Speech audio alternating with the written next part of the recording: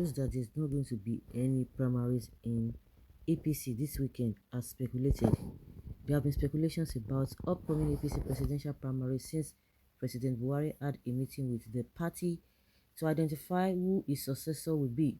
Although the president did not specifically mention a name, he mentioned some characteristics which he will be looking out for. Meanwhile, Jacob Obiyan, the senior special advisor to Edo State Governor on media, has spoken up on who he believes will be the party's presidential candidates despite the odds of election. Jacob Obiyan, who was also a commissioner for water and energy resources in the then Bende state, expressed this view in a post on his verified Facebook page where he identified the initials of the presidential aspirants who will win APC's tickets. According to him, the governor of Kaduna State, Nasir Rufai, as well as the governors of Borno, Nasarawa, and Katsina State were already in the know of this development, whereas the rest were hinted today. In his words, Jack concluded that the primary election, like he has always said, will be just a ceremonial. He wrote, governors like El-Rufai, Nasarawa, Borno, and Katsina already knew before today that it is Pastor or Professor Yemi Osinbajo. The rest were hinted today. Then 48 hours to 24 hours before the primaries, it will be sealed. Then primaries, like I always said, will just be ceremonial. Meanwhile, it seems that the special advisor Jacobian is a staunch supporter of the vice president Professor Yemi Osinbajo and has even used his image as his profile on Facebook. Do you think Obiyan was referring who he was referring to? Do you think that he can give an unbiased view considering the position? Everyone is just speculating and speculating and speculating. One thing is that with APC, the party is just a bad omen. The problem, it will be sealed.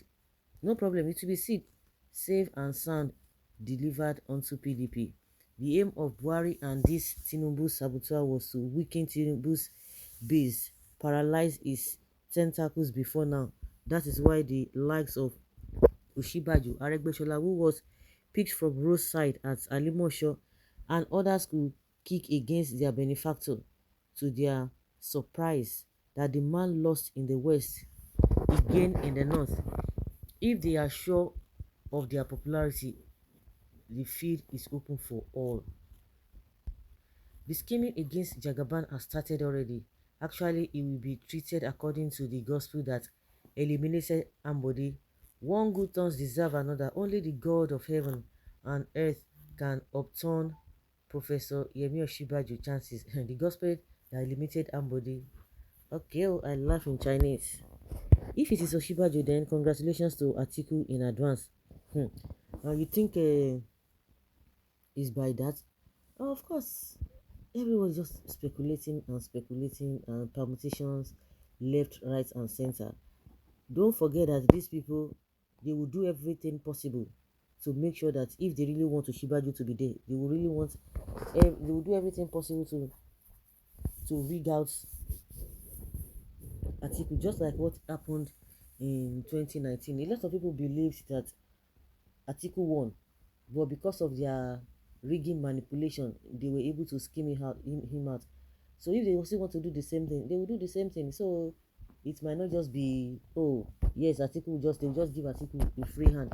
But don't forget, for the fact that they always talk about the unity among the northerners, you think every one of them would have loved to be in the same party.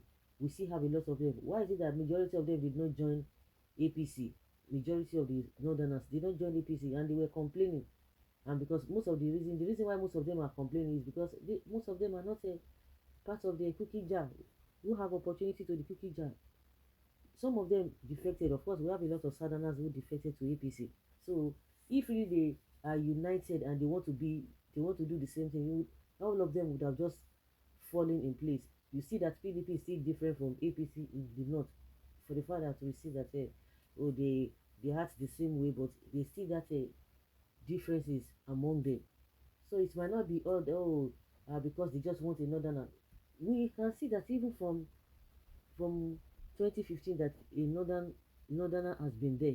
They are still suffering, especially the masses. They are suffering. The so-called politicians too, they are suffering. Some of them are complaining of being sidelined and whatever. So it might not really be all these permutations left, right, and center. If they want anybody they want to present, whether the person is popular or is acceptable by the people, they still want to do their rigging because they know as far as APC is concerned, as far as APC is concerned, ordinarily nobody is going to vote anybody. In as much Buhari is the one that want to bring, they want to choose a successor, somebody that's going to succeed him. Because what good has Buhari done to Nigerians, or what good? And if you hear from Oshibajo and Tinubu and all of them who are saying they want to, they are coming from APC, all of them are talking about the same thing, saying the same thing, that they want to continue with Buhari's legacy. What kind of legacy is that? So that one, he say no, no, no, no, no. But Peter Obi coming into the race again is going to divide their votes no matter what. And somehow they are already rejecting. Well, Prophet Obiyan, let them go to the field. PDP did it. You are only being preemptive. Everything is just speculation. Tinubu is not a small boy. I'm sure Buhari and his cohorts know very well. He is not pushover unless they want to scatter APC. You can't bite the finger that fed you. What possibly can Tinubu do when his hands and feet and entire body is all soaked with corruption? Remember, the bullion van issues is yet to be invoked, and EFCC is not sleeping. It's not asleep. Nigeria is not for APC or Tinubu. It can go to hell.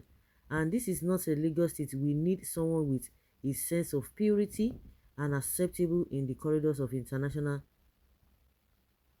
hemism. Oshibajo has what it takes and is the best that has ever happened after the late Yaradua. Like seriously, the same Oshibajo that wants to continue with Buhari's legacy. And don't forget the reason we have been told that anybody that you see that all these northerners are supporting, because when you see good, when you see something that is bad, you will not complain. When you see the truth, you don't complain. And that's one of the things they've been talking about, that he never condemned Buhari. Is always loyal. When you talk somebody is loyal, how can somebody be loyal to all these wrong policies by Buhari? And when we had the speculations that Goodluck Jonathan was coming into the game as well, and the reason why the Cabals or those who are pushing him were pushing him to be president was because he never complained about what Buhari has been doing.